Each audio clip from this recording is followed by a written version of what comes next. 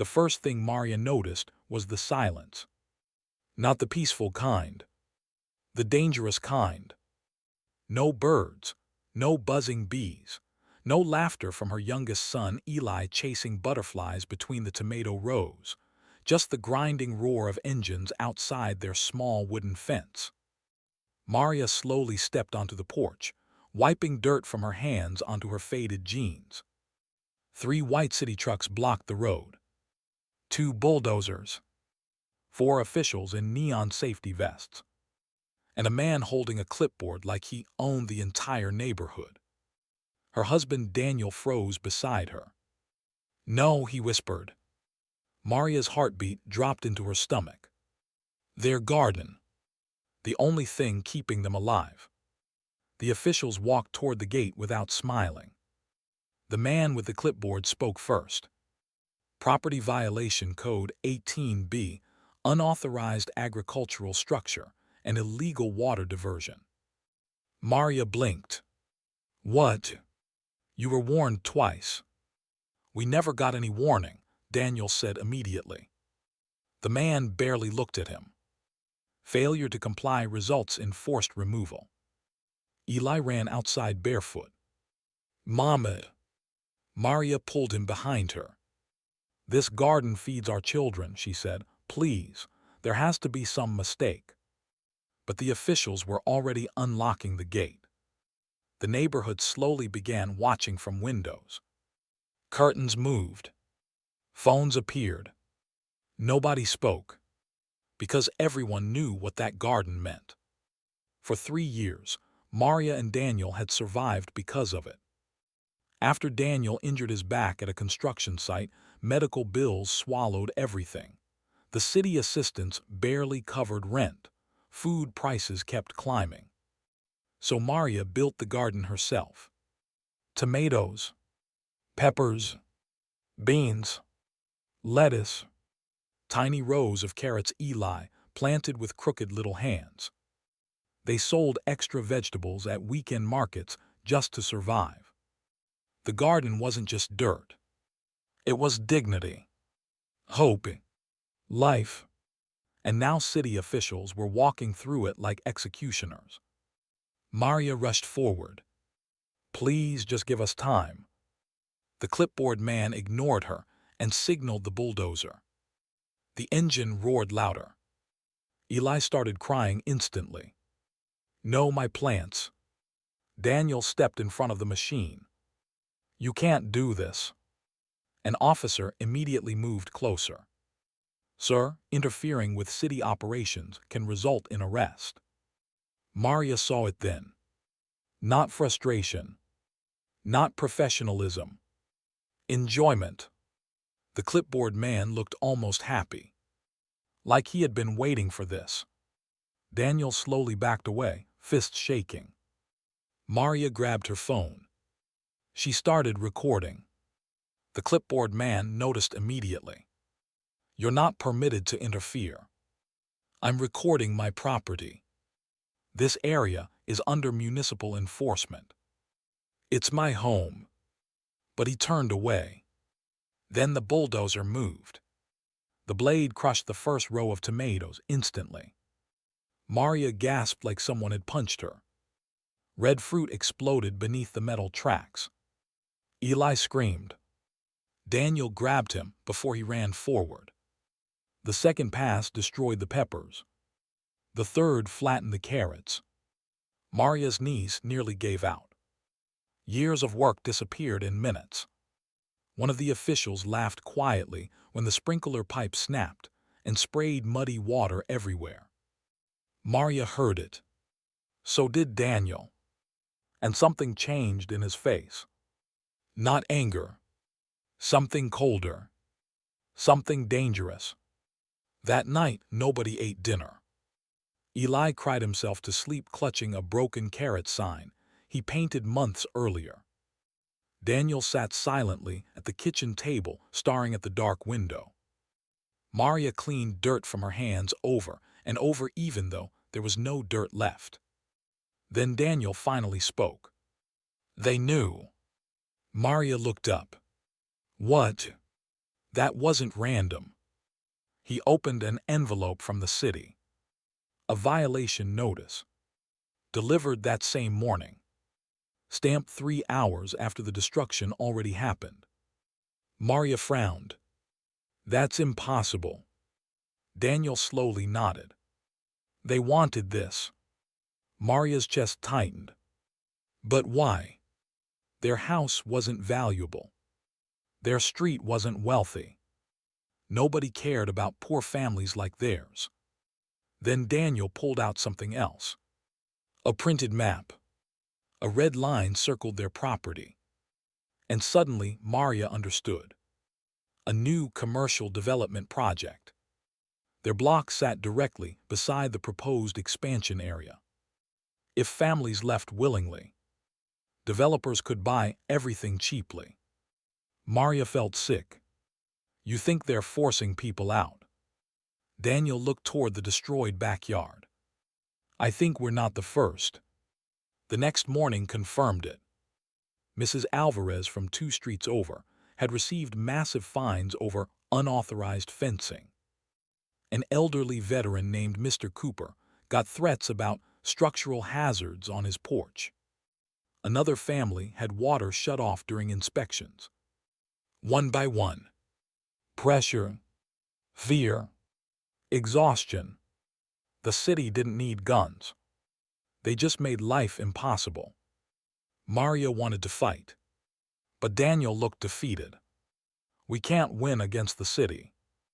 Then Eli quietly spoke from the hallway. Yes, we can. They turned. The little boy held an old tablet in his hands. What's that? Maria asked softly. Eli swallowed nervously. The bird camera. Daniel frowned. The what? Eli pointed toward the backyard tree. A tiny wooden birdhouse sat nailed to the trunk.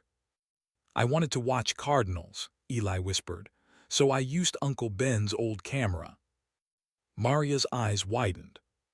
The hidden camera. Still recording. Daniel rushed outside immediately. His hands shook climbing the ladder. Inside the birdhouse sat a tiny weatherproof camera connected to a memory card. Maria suddenly stopped breathing. Please tell me it recorded yesterday. Daniel pulled out the card. I don't know. For the first time since the destruction. Hope appeared. That night they borrowed a neighbor's laptop. Daniel inserted the memory card. Static appeared. Then the backyard. Time-stamped footage. Hours before officials arrived. Maria leaned closer. A black SUV pulled up beside the garden fence. The clipboard man stepped out. But he wasn't alone. Another man exited the vehicle wearing a clean business suit. Expensive watch. Polished shoes. Developer. The camera audio crackled. Then came the words that changed everything. Once this family leaves, the rest will fold easier. Maria covered her mouth. The suited man laughed. What about complaints? The clipboard man smirked. Poor people complain every day. Nobody listens. Daniel's face hardened. Then the footage got worse. Much worse. The clipboard man pointed directly at Eli's carrot patch. Destroy it first. Emotional impact works better on families. Maria felt tears spill instantly. Eli heard that. Her little boy stared silently at the screen. The suited man chuckled. That's dark. It's effective. Then the footage clearly showed them placing violation notices into the truck after discussing the destruction. Backdated paperwork. Fraud. Premeditated targeting. Maria's breathing became shaky. Oh my God. Daniel replayed the clip 3 times. No misunderstanding. No accident. Corruption. Cruelty. Intentional psychological abuse. Maria whispered the question both feared. What do we do now? Daniel stared at the screen for a long moment. Then he said something Maria hadn't heard in months. "We fight." The next day, Daniel visited 3 local news stations. Nobody cared. One editor barely even watched the footage. Another said city disputes were too political. A third promised to look into it. Nothing happened. Maria felt hope collapsing again. Until their neighbor, Jasmine, had an idea. "Post it online." Daniel hesitated. "That won't matter." Jasmine looked him dead in the eye. "You'd be surprised what people hate more than corruption." "What?" "Bullies." So they uploaded the footage. No editing. No music. No dramatic captions. Just raw video. The title was simple: "City officials destroy poor family's food garden." At first nothing happened. 20 views. 30. 50. Then sometime after midnight, everything exploded. A massive community account reposted the clip. Then a local activist. Then a veteran rights page connected Mr. Cooper's story. By morning, the video had over 2 million views. Comments flooded endlessly. "Arrest them. This is evil." They targeted a child's garden. "Expose every official involved." News stations suddenly started calling. The same ones that ignored them yesterday. Maria sat stunned while reporters crowded outside their house.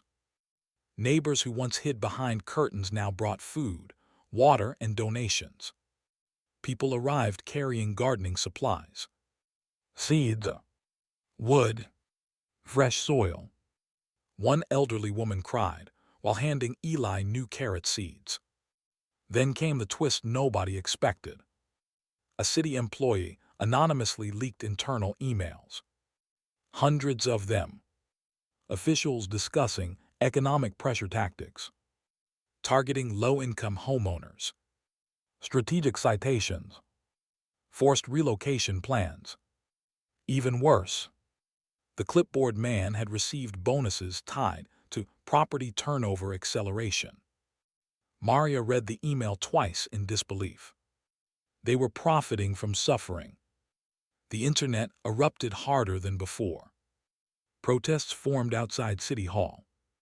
State investigators arrived within days. The clipboard man disappeared from public view. But Daniel wasn't satisfied. "Not enough," he said quietly. Maria understood. Because their garden wasn't the only thing destroyed. Eli stopped smiling. Daniel barely slept. Fear still lived inside their walls. Then one evening, a black SUV slowly rolled past their house again. Maria froze. Same model. Same tinted windows. Daniel immediately grabbed his phone. The SUV stopped briefly, then drove away. A warning. Or intimidation. Either way, they understood. The people behind this still had power. That night, Daniel installed more cameras. More lights. Neighbors started neighborhood watch patrols voluntarily. Nobody trusted the city anymore. Then came the biggest hidden twist of all. A former assistant from the development company contacted Maria privately. She agreed to meet secretly. Inside a quiet diner, the woman slid a folder across the table. "Your family wasn't the target," she whispered. Maria frowned. "What?" The woman pointed at maps inside the folder. Beneath their neighborhood sat a massive underground water access point worth millions to future developers. The city wanted the land emptied quietly before public bidding started. Maria's blood ran cold. This was never about code violations. It was about greed. Entire families had been psychologically pressured for profit. "How many officials know?" Maria asked. The woman looked terrified. "Enough." Then she stood quickly. "You never met me." 3 days later, the story became national news. Not local, national, because another whistleblower came forward. Then another. Investigations widened. Bank records surfaced. Secret meetings. Bribes. Destroyed documents.